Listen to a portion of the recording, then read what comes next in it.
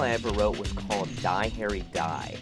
And it was about these two kind of Gen Xers, although I don't think Gen X even exists anymore, who were kind of lost in Los Angeles, who seek out to kill an old man for his rent-controlled apartment. So it was this kind of dark comedy in the mold of Harold and Maude, and I wrote it. You know, I'm an actor, so I wrote it for me to star in, as most actors do when they set out to write a screenplay. And it went very well. I really enjoyed the process. It was really fun for me. And when I finished it, I gave it to a few producer friends of mine, and they wanted to buy it without me attached as an actor. They liked the writing. And I wasn't willing to detach myself from it. And I ended up getting it optioned by a company for a very small amount of money with me attached as the star of it. And to show you what a bad decision that was made by the company, they ended up going under a year later. You know, so clearly that kind of business model wasn't effective. But just the idea that, you know, people responded to the writing so much, and that I enjoyed the process so much, I decided to pursue a career totally independent of my acting career, you know, a writing career, and I decided then that I wouldn't attach myself to any more scripts, and just try and make it happen on a separate track. I had in college felt that I would write eventually, and I took a number of writing courses in college. I took screenwriting, playwriting, and fiction writing. And I went to USC, so the screenwriting program's pretty strong there. But I'd also taken courses, you know, I took Robert McKee's famous screenwriting workshop. But I also think that when you're an actor, especially with my background, because my background comes from a stage actor, you just read so many plays and so many screenplays that it's a really helpful tool because subconsciously you're getting it over and over and over again. And I really think that anyone who's interested in screenwriting, I couldn't recommend more reading the great plays, you know, Arthur Miller and Clifford Odets and Strindberg and Ibsen, because those guys have to create the level of drama that you could only dream of in a screenplay, but they have to do it all on one set, which is much more challenging than a movie where you can move to any location you want. I mean, even in a play, you can switch locations, but you're still very, very limited. And you look at, you know, some of the great Arthur Miller plays, you know, All My Sons, or The Price, they all take place in one location. And in the case of The Price, it takes place in real time.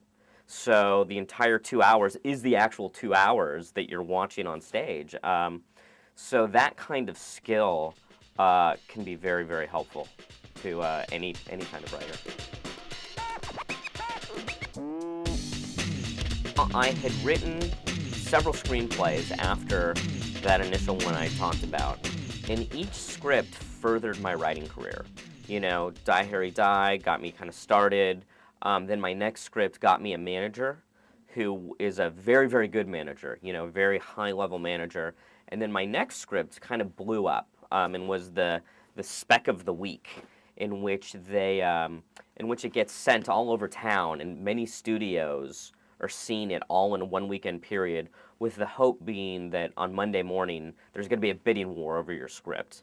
And this was teed up for that, where it had all this heat, and then Monday morning came around and no one bought it.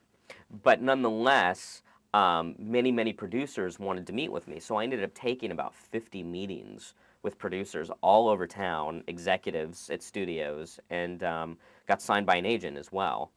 Then my next script just didn't do anything. So I had written 4 scripts at this point, and that's over 4 years. And besides that initial tiny amount of money I got on that first option, which was, you know, a few $1,000s, you know, I had a few $1,000s to show for 4 years of work.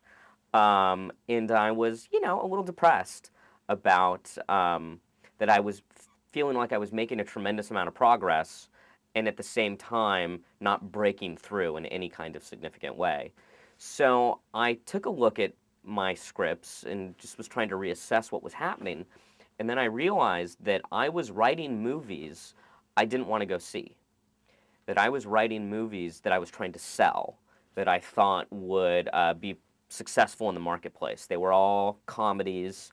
They got broader with each, each successive script. The one that blew up was Liar Liar type movie. Now, I thought Liar Liar was very good for what it was, but that's not my kind of movie.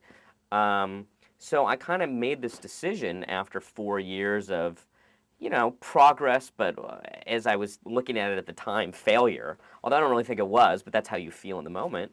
I decided I wasn't going to write anything again until it was something I would want to go see. So that was the big decision I made.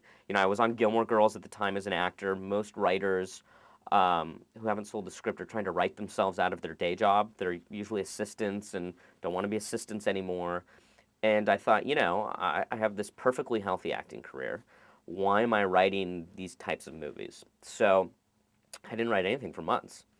And then I went and saw, and by months it was about 3 or 4 months, and then I went and saw the play Stuff Happens at the Mark Taper Forum, which was about the build-up to the Iraqi War, told from many different perspectives.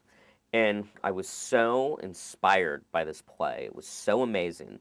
The audience was going insane. They were screaming at the actors, screaming at each other. I mean, it was this bizarre pep rally, almost fight.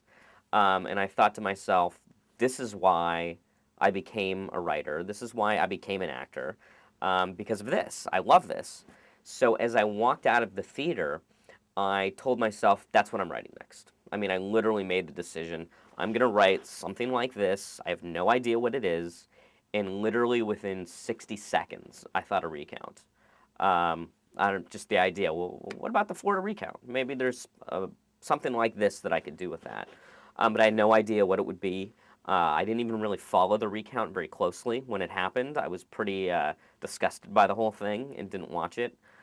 But I got in my car and I zipped home, and the closer I got to home, the more excited I got. So I was sped up and got home, went online, and started researching it, and found a couple of books real quickly online that I thought could be helpful, and ordered those books, and that was the beginning of it. That was the genesis of the idea.